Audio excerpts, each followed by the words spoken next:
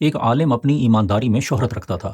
وہ ایک بحری سفر پر روانہ ہوا تو اس نے 1,000 دینار اپنے پاس رکھ لیے۔ سفر میں عالم کی ایک مسافر سے دوستی ہو گئی۔ جب مسافر کو 1,000 دینار کا علم ہوا تو اس میں لالچ بھر آئی۔ ایک دن مسافر نے شور مچا دیا کہ اس کے 1,000 دینار چوری ہو گئے ہیں۔ شپ کے افسروں نے اسے یقین دلایا کہ سب کی تلاشی لی جائے گی۔ تلاشی لی گئی تو عالم کے پاس سے بھی کچھ نہ نکلا۔ مسافر بہت حیران ہوا۔ اگلے روز مسافر نے عالم سے پوچھا، تمہارے 1,000 دینار کہاں ہیں؟ عالم بولا، میں نے وہ سمندر میں پھینک دیے تھے۔ مسافر نے پوچھا، مگر کیوں؟ عالم نے کہا، میرا سب سے بڑا اثاثہ میری ایمانداری اور لوگوں کا مجھ پر اعتماد ہے۔ اگر تلاشی کے دوران میرے پاس سے 1,000 دینار برآمد ہو جاتے تو ممکن ہے کہ لوگ میری ایمانداری پر شک کرنے لگتے اور وہ مجھ پر اپنا اعتبار کھو دیتے۔